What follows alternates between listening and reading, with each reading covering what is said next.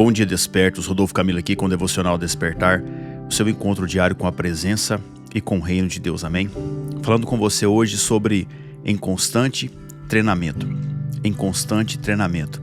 Hebreus capítulo 12, verso 1 ao 3, nós lemos: Portanto, também nós, visto que temos a rodear-nos tão grande nuvem de testemunhas, livremo-nos de todo o peso e do pecado que tão firmemente se apega a nós, e corramos com perseverança a carreira que nos está proposta. Portanto, pensem naquele que suportou tamanha oposição dos pecadores contra si mesmo, para que vocês não se cansem nem se desanimem. Primeira chave que eu quero deixar no seu coração é: fixe os seus olhos em Jesus. Fixe os seus olhos em Jesus. Algumas coisas na nossa caminhada cristã nos fazem cansar, e é extremamente importante que você identifique isso. A Bíblia orienta a livrarmos de todo peso e de todo pecado. São duas coisas distintas, mas uma não anula a outra. Inúmeras coisas podem se tornar um peso na nossa caminhada. As dúvidas, o tempo de espera, a ansiedade, o ativismo religioso, a preocupação em agradar os outros, o medo do julgamento. Já o pecado é algo que se agarra em nós com o intuito de não nos deixar viver de modo que agrada a Deus. São aqueles vícios muitas vezes ocultos, outras vezes sem aparência de pecado, mas são pensamentos e atitudes que nos fazem errar o alvo, que é Cristo. Nós precisamos nos livrar disso tudo, tanto das dúvidas, da ansiedade, do medo, quanto dos pecados que cometemos, e olhar para o caminho que nos está proposto. Veja, nós precisamos perseverar. Há uma carreira que nos está proposta, e o alvo dela, o centro dela é Jesus. Não há outra maneira de perseverarmos na caminhada se não olharmos firmemente para Jesus. E como olhar firmemente para Jesus? Como? Conhecendo-o, entendendo a maneira como ele viveu e se portou diante das situações. Aprendemos com ele mergulhando na palavra, estudando, meditando, buscando, aquecendo o nosso coração. E ele nos ensinou tanto durante a sua vida quanto na morte. Ali naqueles momentos que antecederam sua morte na cruz. E na sua vida, tanto na vida quanto naquele momento que estava precedendo a sua morte, ele sempre priorizou o bem, a verdade, o cuidado, o ensino, a vontade de Deus. Não se importou com os insultos, com a vergonha, porque ele estava decidido a fazer a vontade do Pai. E assim precisamos ser nós. Entender que o que deve prevalecer em nossas vidas é a vontade de Deus, o nosso Pai, e não a nossa. Nem tampouco a vontade das pessoas. Não estamos aqui para agradar as pessoas, mas sim a Deus. Então olhe hoje para a sua vida. O que tem sido um peso em sua vida? O que tem tornado a sua caminhada mais pesada, mais difícil? Se livre disso. Talvez um trauma, talvez uma situação mal resolvida, ou uma atitude recorrente que nada edifica na sua vida. Talvez foi um sim que você falou, querendo dizer não, e agora não consegue mais voltar atrás. Se livre disso. Olhe para Jesus, avance e siga nessa jornada com o seu coração livre. Jesus está logo à frente. Segunda chave: somos filhos em treinamento. Hebreus capítulo 12, versos 7 e 8, depois do verso 11 e 12 nós vamos ler: É para a disciplina que vocês perseveram. Deus os trata como filhos. E qual é o filho que o pai não corrige? Mas se esses estão sem correção, de qual todos se tornaram participantes? Então vocês são bastardos e não filhos. Verso 11, na verdade, toda disciplina ao ser aplicada não parece ser motivo de alegria, mas de tristeza. Porém, mais tarde, produz fruto pacífico aos que têm sido por ela exercitados, frutos de justiça. Por isso, levantem as mãos cansadas e fortaleçam os joelhos vacilantes. Para vencermos o pecado, precisamos ter uma disciplina espiritual, oração, jejum, Bíblia. Não há outra forma de fazermos isso. E muitas vezes nessa disciplina espiritual iremos ver algo em nós que estamos fazendo algo de errado. Sim, Deus nos mostra, nos direciona, nos corrige, e tudo isso por amor.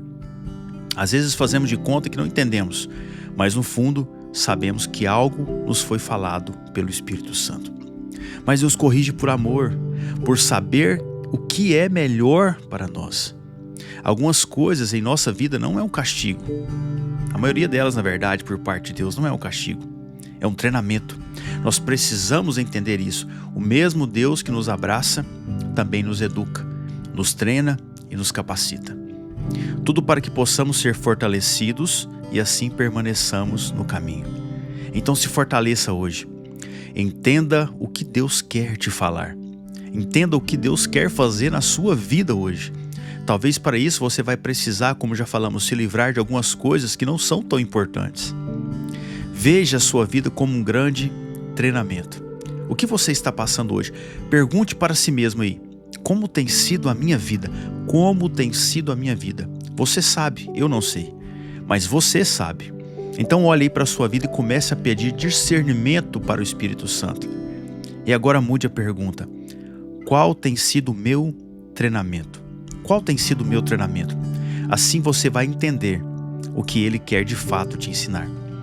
Deus não se agrada em te ver passando pelos mesmos desafios de 5 a 10 anos atrás. Ele quer que você avance, Ele quer que você cresça, Ele quer que você amadureça. E acredite, a única coisa que nos faz viver em ciclos de derrota somos nós mesmos. Talvez a sua atitude hoje tenha sido a mesma de há 5, 10 anos atrás. Está na hora de mudar, avançar. Então veja os ambientes que você tem frequentado, veja as palavras que você tem falado sempre, veja quais têm sido as suas atitudes.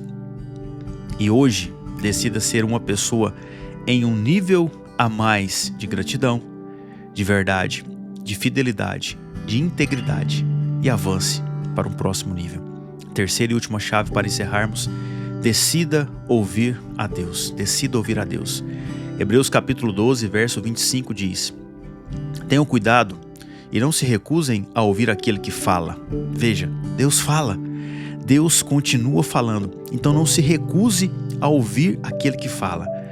No que segue o versículo diz: pois se os que se recusaram a ouvir quem divinamente os advertia na terra não escaparam, muito menos escaparemos nós, se nos desviarmos daquele que dos céus nos adverte.